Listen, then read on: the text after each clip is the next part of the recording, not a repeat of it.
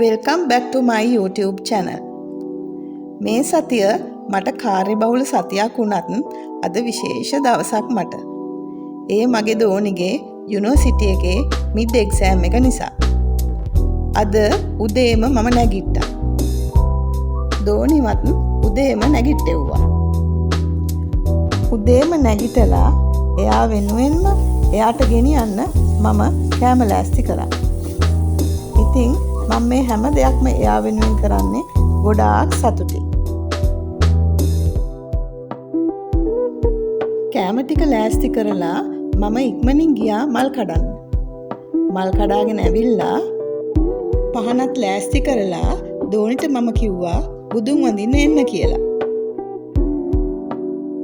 අපි දෙන්නම එකතු වෙලා බුදුන් වඳලා දෝනිත් එක්කම මම කැම්පස් එකට යන්න ලෑස්ති වුණා. දෝනි ඒ ගමන යන්න අපිට අඬ ගැහුවේ නැති වුණත් පොඩි කාලේ ඉඳලම පුරුද්දක් විදියට එක්සෑම් එකකට යනකොට හස්බන්ඩ් හරි මම හරි එයාව එක් කරගෙන ගියා. අහස අඳුරු කරලා වහින්නත් වගේ. මම අද පන්සල් යන්න හිතාගෙන ආවේ. දෝනි විභාගයකට යනකොට පන්සල් යනවා. එයාගේ විශේෂ අවස්ථා හැම එකකදීම මම පුරුද්දක් විදිහට පන්සල් යනවා. ගිහිල්ලා එයාට ආශිර්වාද කරනවා. උපන්දිනයේ දවසට මම පන්සල් යන්න පුරුද්දක් කරගෙන ඉන්නේ. විභාගය ඉවර වෙන වෙලාවට මම කැම්පස් එක ළඟට ගියා. එයා ගොඩාක් සතුටින් හිටියේ. හිතේ ලොකු බරක් ඉවර කරලා වගේ සතුටින් මගේ දිහා බලලා hina වුණා. ඊළඟට අපි ගියේ එයා නිතරම යන්න කැමති තැනකට. එයා කියන තැනකට එක්ක යන්න කියලා හස්බන්ඩ් මට කිව්වා. හස්බන්ඩ්ට සනීප නැති නිසා එයා මේ ගමනට ආවේ නැහැ. වෙනදට නම් එයාත් මේ ගමන අනිවාර්යයෙන්ම එනවා. දෝනි ගොඩාක් සතුටින් සැහැල්ලුවෙන් ඉන්නේ. වෙනදට නම් ඉතින් අපි තුන්දෙනා එක්කම නෙන්නේ. හැමදේම ලැබිලා මේ ලෝකේ සතුටින් ඉන්න අය නැහැනේ. ලැබුණ දෙයට ලැබුණ අවස්ථාවට ආදරය කරලා සතුටින් ඉන්න අය තමයි ගොඩක්ම ඉන්නේ. ඒ නිසා ලැබුණ ජීවිතයට ආදරය කරන්න සතුටින් ඉන්න මොකක් හරි පුංචිම හේතුවක් එහෙම නැත්නම් අවස්ථාවක් හොයාගන්න ඕනේ. එතකොට ජීවිතයට මුහුණ දෙන්න හරිම පහසුයි. අපි ඊළඟට ගියේ එයා ගොඩක් ආස තැනකට.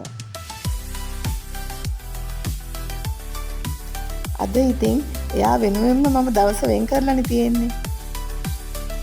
ඒ නිසා මම වෙන වැඩක් දාගත්තෙත් නැහැ. එයා ටෙඩි බෙයාස්ලා ළඟ තමයි ගොඩාක් වෙලා කාලය ගත කරේ. දරුවෙකුට ආස දෙයක් කරන්න දෙමාපියෝ විදියට අපි ඉඩ දෙන්න ඕනනේ. චූටි කාලේ මට මතකයි එයා විභාගයක් කරලා ගෙදර එනකොට ලකුණු 100ක් ගත්තට පස්සේ මම චූටි මලක් දෙනවා එයාට. එතකොට එයාගේ ඇස් දෙක සතුටින් දිලිසෙනවා. චූටි කාලේ ඉඳලම අපි එයා කරපු හැම දෙයක්ම අගය කරන්න උත්සාහ කරා. ගෙදර එනකොට හවස් වෙලා. දෝනි හරිම රස මැංගෝ ජූස් එකක් හදලා දුන්නා. ඊළඟට ගෙනාපු දේවල් බලන්න පටන් ගත්තා. දරුවෙක්ව සතුටු කරන්න ගොඩක් ලොකු තෑගි අවශ්‍ය නැහැ. ආදරණීය හිනාවක්, ලස්සන වචනයක්, ආදරණීය වැළඳ ගැනීමක් දෙමාපියෝ විදිහට අපි කරනවා නම් ඒක තමයි ගොඩක්ම ලොකු වටිනාකම. යන මග ඉදිරියේ කොයිතරම් බාධක ඇති වුණත් ඒවට ශක්තියෙන් මුහුණ දෙන්න දරුවාට අපි කියලා දෙන්න ඕනේ. විභාගයක් සමත් වෙද්දී, ජයග්‍රහණයක් ලබද්දී, සම්මානයක් ලබද්දී, හීන හැබෑ වෙද්දී හැමෝම ඒ ගැන සතුටු වුණාට ඒ ලබා ගැනීම වෙනුවෙන් දරුවෙක් කොච්චර දුෂ්කර පියවර ගණනාවක් පහු කරගෙන එන්න ඕනේද? එතකොට දරුවට දෙමාපියන් විදියට ඒ මොහොතේදී ආදරණීය අත්වලක් වෙන්න ඕනේ. අරමුණක් වෙනුවෙන් කැපවුණු දරුවෙකුට ආදරණීය ශක්තියක් වෙන්න ඕනේ. අගය කිරීම තුළින් දරුවෙක් ගොඩාක් ධෛර්යමත් වෙනවා. දරුවෙක්ට ඕනේ තමන් ළඟින්ම කවුරු හරි ඉන්නවා කියලා දැනෙන්න. තමන්ව විශ්වාස කරන, වැරදුනත් හරි පාර කියාල් දෙන, වෙනසක් නැති මව්පිය සෙනෙහස ළඟ දරුවා ආදරණීයව බැඳෙනවා. දරුවා ආස කරන ලෝකයක සාර්ථක වෙන්න ඉඩ දෙන්න, ඒවා අත්දකින්න, අත්විඳින්න, නිදහස දෙන්න පුළුවන් නම් දෙමාපියන් විදිහට අපි කවුරුත් පරදින්නේ නැහැ. ඉතින් අද මටත් මගේ දෝනිටත් විශේෂ දවසක්. පොඩ්ඩක් හිතලා බැලුවොත් විශේෂ දවසක් කියන්නේ ආපහු හැරිලා බලලා සතුටු වෙන්න පුළුවන් දවසක්නේ.